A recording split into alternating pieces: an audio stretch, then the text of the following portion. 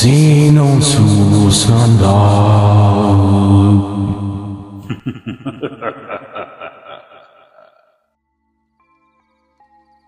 Magandang gabi po sa lahat ng tagapakinig. Sa pusod ng isang liblib na kagubatan sa Ilagan, Luzon, may nakatayong manong isang malaking bahay na yari sa matitibay na kahoy at lumang bato.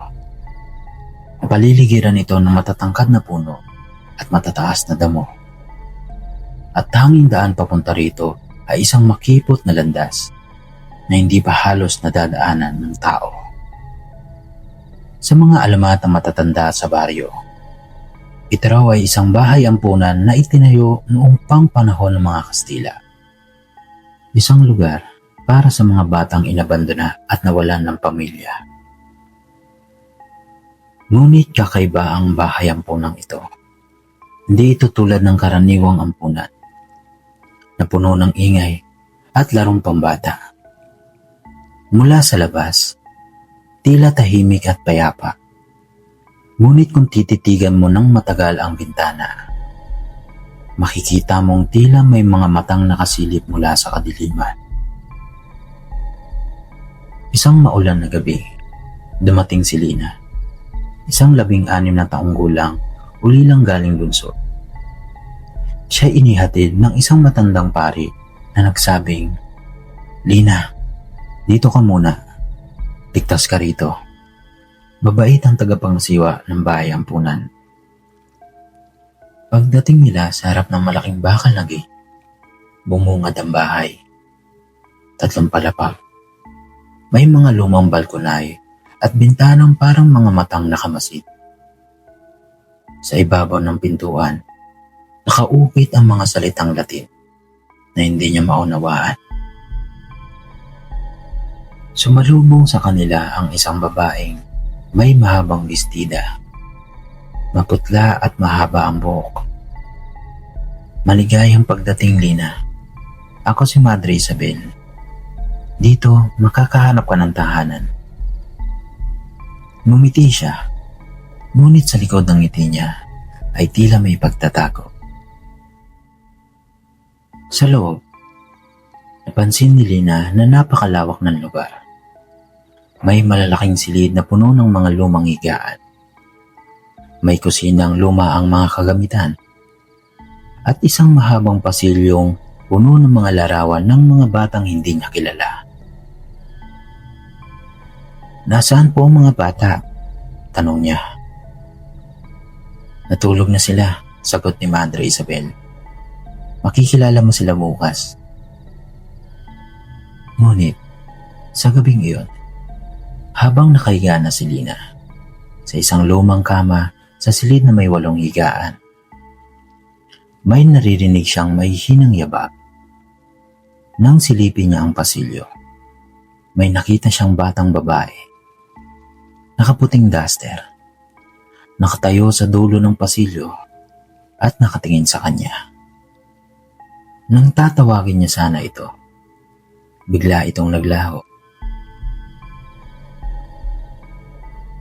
Kinabukasan, habang naglilinis sa bakuran, may nakausap siyang batang lalaki na nagngangalang Densyo, mga 10 taong gulang. "Bago ka lang ano?" tanong nito. "Oo," sagot ni Lina.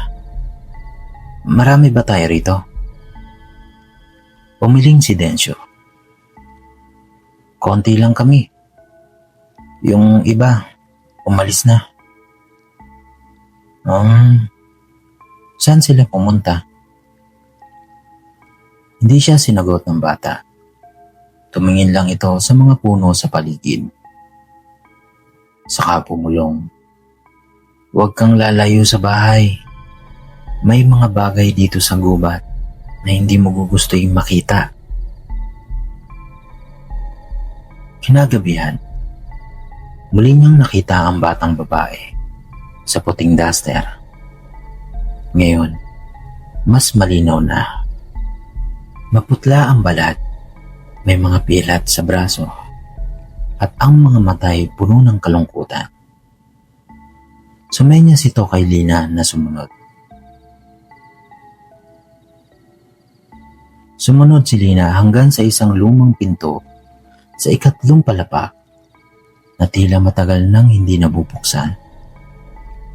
Doon siya pinapasok ng batang multo. Sa loob, madilim at malamig. May mga lumang laruang nakakalat at mga sapatos na puno ng alikabok. Sa gitna, may isang malaking baol na may mga nakaukit na pangalan para sa mga anak na iniwan. Pinuksan niya ito at tumambad ang mga lumang diary. Mga larawan ng mga batang parang nawawala. May mga pahina roon na nakasulat ang mga pangalan at petsa. Petsa ng pagkamatay. Nanlumo si Lina. Ano to? Narinig niya ang boses sa likod niya. Ito ang naging kapalaran ng mga batang iniwan dito noon. Napalingon si Lina. Si Madre Isabel. Ngayon, ibang-iba ang anyo niya. Paputla, mahaba ang mga kuko, at ang mga matay parang walang mga laman. Bakit? Nanginginig na tanong ni Lina. Hindi kami ordinaryong ampunan, Lina. Sagot ni Madre Isabel. Kami ang tahanan ng kaluluwang nilamon ng kagubatan. Ang mga batang iniwan dito noon ay ginawang alay ng mga magulang nila sa gubat upang hindi sila abutin ng gutom at sakit. Ako ang nag-aalaga sa kanilang mga kaluluwa. At sa iyo na ngayon, Lina. Napatakbo si Lina palabas. Ngunit paglabas niya sa pasilyo, nagsulputan ang mga batang multo. Nakapaligid, nakangiti ngunit malamig ang mga mata. Kasama ka na namin ngayon, Lina. Bulong nila. Hindi siya sumuko. Naalala niya ang sinabi ni Dencio na huwag lalayo sa bahay. Pero ngayon alam niya, kailangan niyang lumayo para makaligtas. Tumakbo siya pababa, dumaan sa kusina, sa sala, hanggang sa marating niya ang bakuran. Ngunit sa paligid, nakapalibot ang kagubatan na tila wala ng dulo. Ang landas na dinaanan nila kahapon ay nawala.